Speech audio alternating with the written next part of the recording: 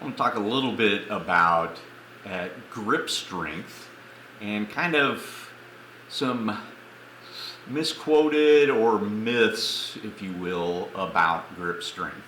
So, very common thing that you hear in whether it's martial arts, life protection arts, women's self-defense courses, and law enforcement is that attack the thumb, it's the weakest part of the hand or weakest part of the grip.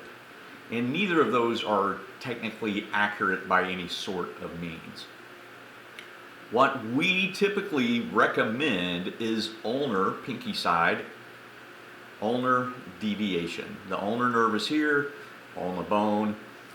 Radial side deviation does not get very much of a response, but ulnar side does. So when you're looking at the hand and the way it grips, when it wraps around something, whether it's somebody's wrist, somebody's forearm, somebody's throat, or a weapon, the thumb side, if it's a small weapon like this, it gets a lot of pressure from the thumb onto usually the index finger, maybe index and middle finger. If you look at that hand, the thumb, you've got more than one muscle here, different attachment points, and that thumb is quite a bit stronger than the pinky side, which doesn't have very much muscle mass. The tendons, muscles, and everything there, the way they are comprised, when you grip stuff, the thumb side's actually really, really strong. It's stronger than the pinky side. And as an example, there's been several different medical studies done. School of Rehabilitation Science in Ontario, Canada, published an article for the Journal of Hand Therapy, right? Those people know a little bit about hand therapy, typically more than most of us grunts in the martial and law enforcement world. But radial side and ulnar side, in this repeated study of grips and releasing grips and everything that they did, 60%, 40% was the breakdown of strength. This is 60%, thumb side, radial side, ulna side, 40%. So 60% here and 40% there, that equals the pinky side is weaker than the thumb side. Where we get this myth, frequently people historically have broken grips here. So it's not really the thumb you're attacking, but you hear people say attack the thumb all the time. Well, the thumb is really, really strong. Again, you got like three muscles, three different points of contact going on, where it's contacting here, here, and across here. So it is very strong. What is actually happening when people get disarms or Tuite release, some sort of wrist grab release, something like that, is you're not defeating the thumb, right? You're not really defeating the thumb. That is very, very strong. What you're defeating is the contact point between the thumb and the index finger or the middle finger. That's what you're defeating. If you take a grip position and start prying it, that leverage is reducing that contact, and you're going to get that opening. Depending on what you're doing, wrist locks, etc., this is what's probably failing first. If you got two held by the thumb, then two of them are about roughly equal. Again, depends on your person, and that's the length of their fingers and all this. But then sometimes the thumb will fail first. But it's not really the thumb, it's the connection that is failing. So the more fingers I can get around, like if I'm doing Tanbo, extreme police baton, whatever, then the more connections here, the stronger the connections are, but not the stronger the thumb is. So the thumb has its inherent strength. Each of the fingers have their inherent strength. when you start putting them together, chaining them together, a weapon that's only an inch or 7/8 or something like that, you're able to get more connection points. When it's something bigger, like a wrist, a lot of the times there is no connection point, right? People's wrist, obviously like things like the throat, we teach throat techniques where somebody grabs and we simply turn towards the opening. So typical grab, I turn towards the opening, they can't keep it closed, right? Because they don't have enough fingers long enough to get all the way around it. So we're not defeating the thumb, we're defeating the lack of connection in that case. On a wrist grab, we're defeating the lack of connection.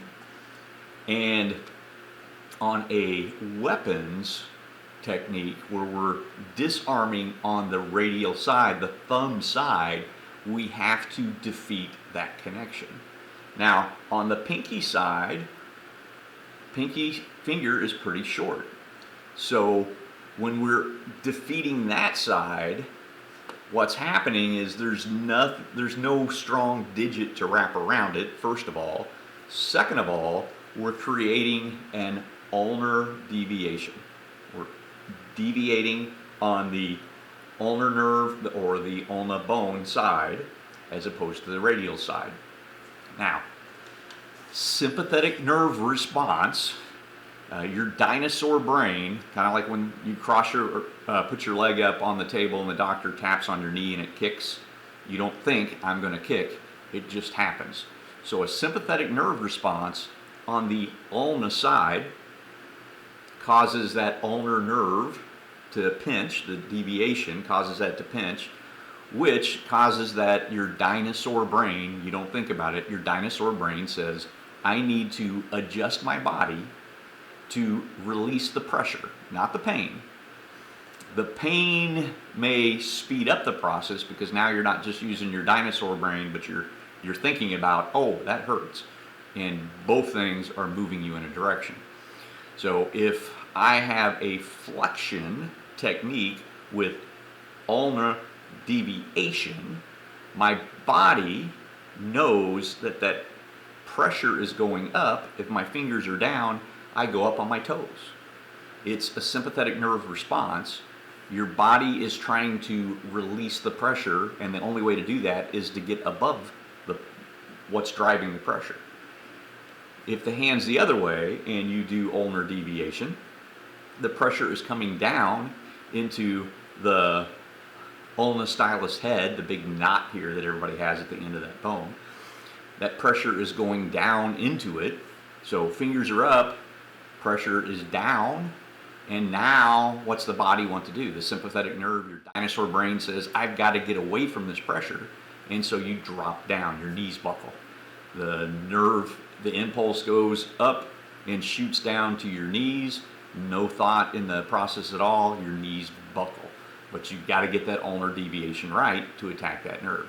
If they feel pain, then they're going to go down a little bit faster. Initially, it'll be the dino brain that kicks in first, and then if there's pain, then you're going to think a little bit about the pain and you'll react more, you'll react quicker.